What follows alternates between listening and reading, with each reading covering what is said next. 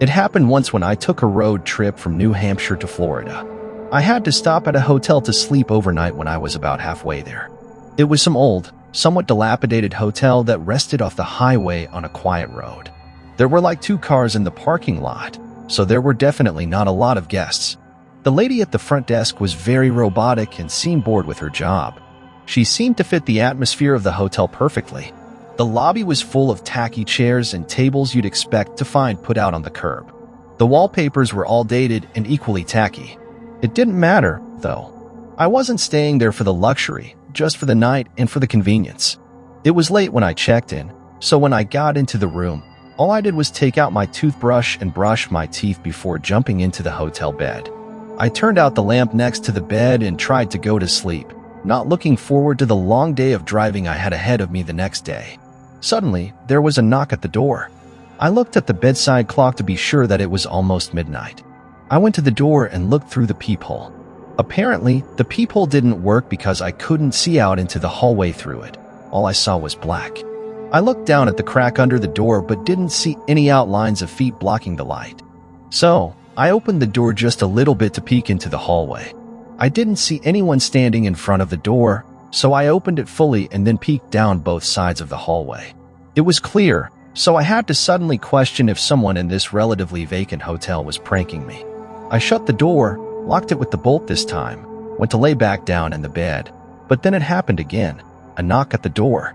This time I jumped out of the bed, ran to the door, and checked the peephole again. Shockingly, all I saw was the empty hallway outside, but it hit me. This time I could actually see through the peephole. I unbolted the door and opened it. No one. I looked down both sides of the hallway again, and there was no one. This was where I drew the line. I grabbed the key to the room and went to the lady at the front desk. I told her someone kept knocking on my door and politely asked her to check the cameras to see who it could be. She said they didn't have cameras in the hallways. Her reaction also wasn't what I was hoping for. She seemed very calm and unconcerned with what I told her. She said in a calm voice, there was only one other guest in the whole building, and then just stared blankly at me. I'm not sure how she thought her response properly acknowledged my concern or what she expected me to say, but I could tell she wouldn't be of any help with the matter. So, I left her and went back to my room. I locked the door with the bolt again. This time, I put on my headphones and put on one of those 10-hour sleep relaxation videos on YouTube. This would not only help me get to sleep, but block out any possible future sounds from whoever was deciding to mess with me. And it worked for a while, at least. Eventually, I flipped from my side to my back and just looked around the room. My head froze when I was staring at the corner. I sat up to try to get a closer look at what I thought I was seeing. I swear it looked like a giant humanoid figure, like a 10-foot-tall human standing right in the corner, head to the ceiling. When I put that image together in my head, I felt a sudden rush of horror in my body.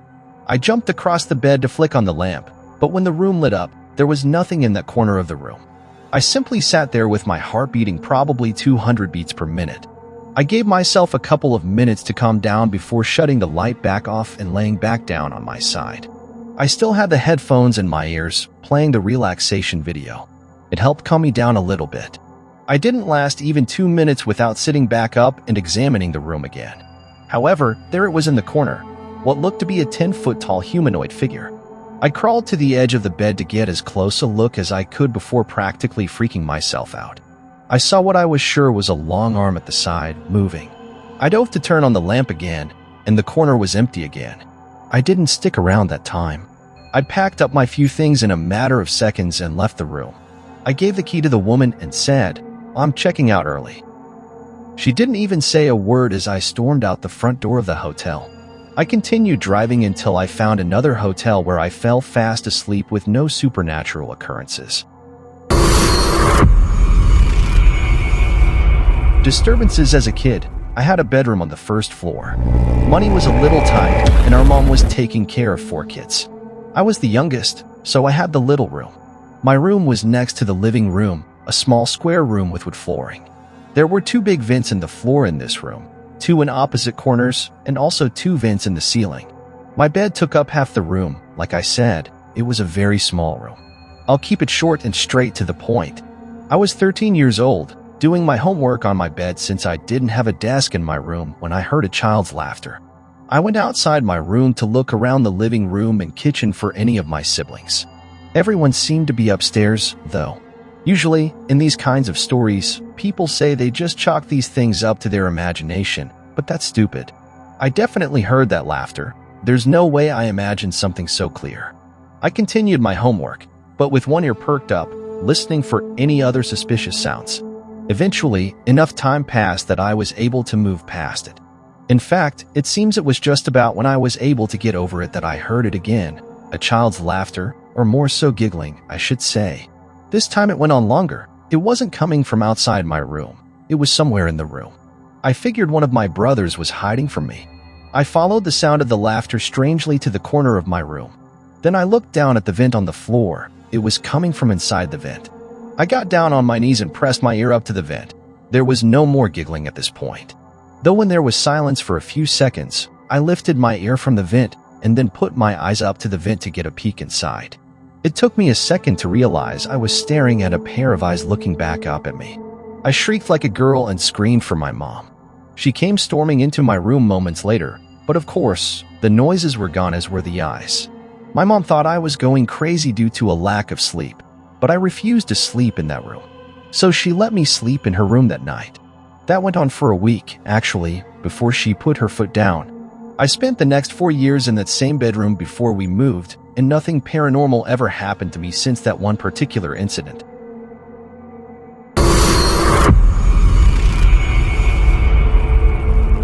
I'm 27 years old, living with my brother James in a house we share. I've never had anything severely strange or abnormal happen to me in my life, but there was this one week that I experienced this strange series of events. It started on what I thought would be a normal night like any other. I was in the kitchen washing the dishes before getting ready for bed. Suddenly, a plastic cup came crashing to the floor, and the sound of it made me jump and spin around from the sink. I saw the blue plastic cup bounce a few times then fall dead on the floor. This was one of the cups that sits up top the cabinet.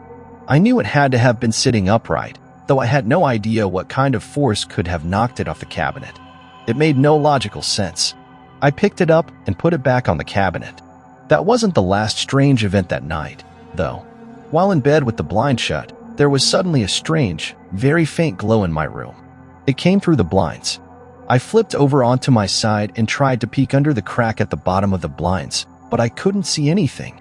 Honestly, as weird as it was, I was so comfortable in bed and was too lazy to go lift the blinds. I dismissed the light as something like a street light having a new bulb or something.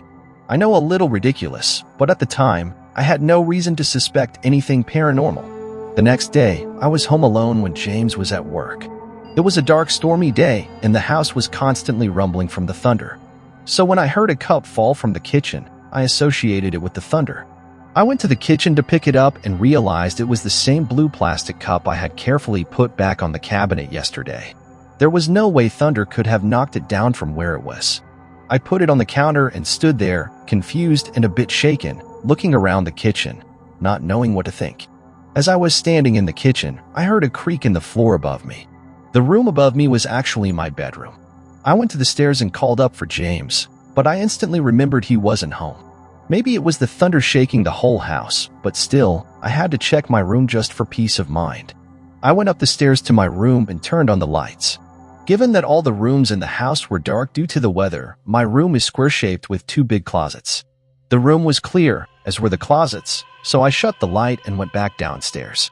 That night, when James got home, I had a discussion with him about the strange events that had been taking place. He said he hadn't been aware of any of it. Still, nothing that happened up until that point was extremely unusual. For the rest of the night, things were normal and I fell asleep with ease. I awoke at some off hour in the night. It was still dark. I checked my phone. It was 2 in the morning. I rolled back on my side and shut my eyes. When I heard the distinct sound of a finger tapping on a window, I could feel my heart in my throat. I didn't know why someone would be knocking at my window, but I didn't want to see who could be out there. But for some reason, it took me that long to realize I was on the 2nd floor of the house. Therefore, nobody could be on the outside of my window. I pushed the sheets off my body and flipped to face the window. There was no one standing there on the inside, though, so I lifted the blind, and there was no one outside, either. Still, I knew that I heard what I heard, and I knew I hadn't been imagining or dreaming it. I ran to my brother's room and started freaking out. I don't know whether he believed me or not. Quite frankly, I don't think I'd believe me if I hadn't experienced it. I slept in the living room that night, and it's been 3 weeks now without any paranormal incidents. I never believed in the supernatural until then.